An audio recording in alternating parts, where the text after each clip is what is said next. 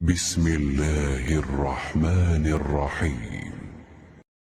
شروع اللہ کا نام لے کر جو بڑا مہربان نہایت رحم والا ہے۔ باب وحی کی ابتدا۔ کتاب وحی کے بیان میں۔ صحیح بخاری حدیث نمبر 3۔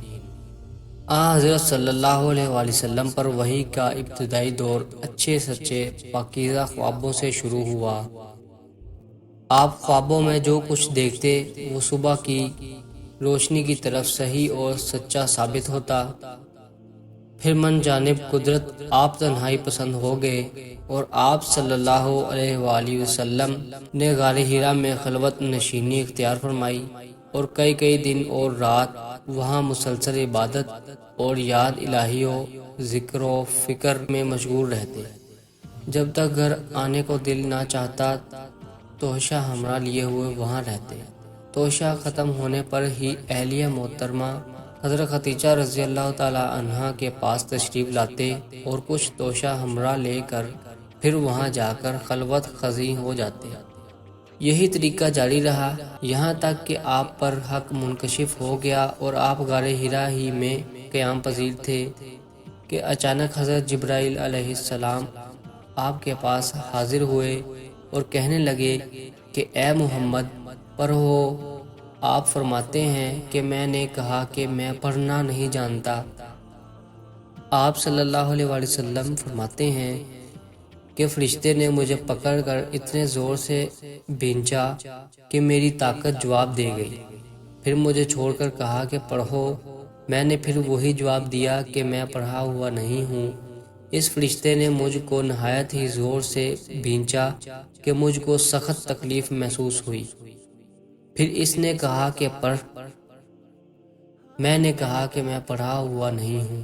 فرشتے نے تیسری بار مجھ کو پکڑا اور تیسری مرتبہ پھر مجھ کو بھینچا، پھر مجھے چھوڑ دیا اور کہنے لگا کہ پڑھو اپنے رب کے نام کی مدد سے جس نے پیدا کیا اور انسان کو خون کی پٹکی سے بنایا۔ پڑھو اور آپ کا رب بہت ہی مہربانی کرنے والا ہے۔ بس یہی آیتیں آپ حضرت جبرائیل علیہ السلام سے سن کر اس حال میں غار حرا سے واپس ہوئے کہ آپ کا دل اس انوکھے واقعہ سے کانپ رہا تھا۔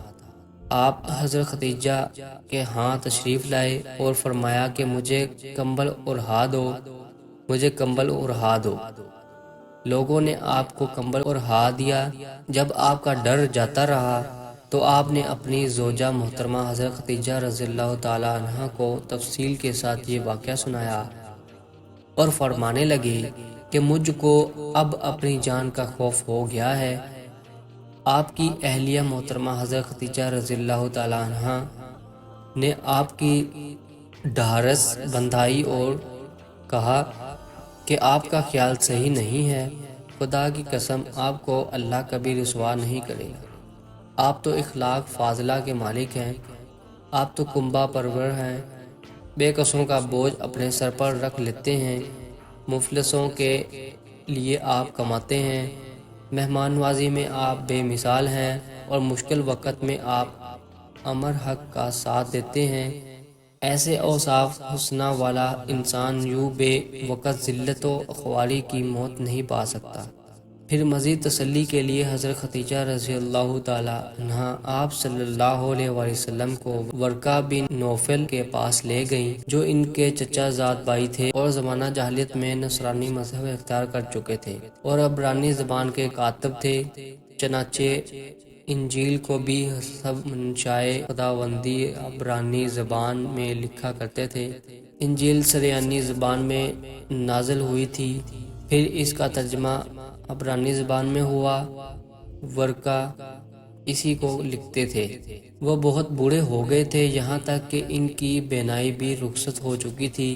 حضرت خدیجہ رضی اللہ تعالی عنہا نے ان کے سامنے آپ کے حالات بیان کیے اور کہا کہ اے چچا زاد بھائی، اپنے بھتیجے محمد صلی اللہ علیہ وآلہ وسلم کی زبانی ذرا ان کی کیفیت سن لیجئے۔ وہ بولے کہ بھتیجے آپ نے جو کچھ دیکھا ہے اس کی تفصیل سناؤ۔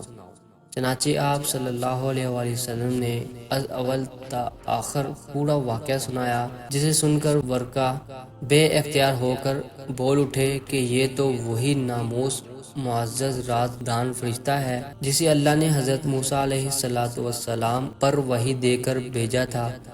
کاش میں آپ کے اس عہد نبوت کے شروع ہونے پر جوان عمر ہوتا، کاش میں اس وقت تک زندہ رہتا جب کہ آپ کی قوم آپ کو اس شہر سے نکال دے گی۔ رسول کریم صلی اللہ علیہ وآلہ وسلم نے یہ سن کر تعجب سے پوچھا کہ کیا وہ لوگ مجھ کو نکال دیں گے، حالانکہ میں تو ان میں صادق و امین اور مقبول ہوں؟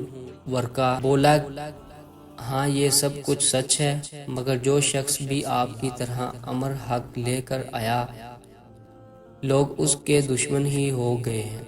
اگر مجھے آپ کی نبوت کا وہ زمانہ مل جائے تو میں آپ کی پوری مدد کروں گا۔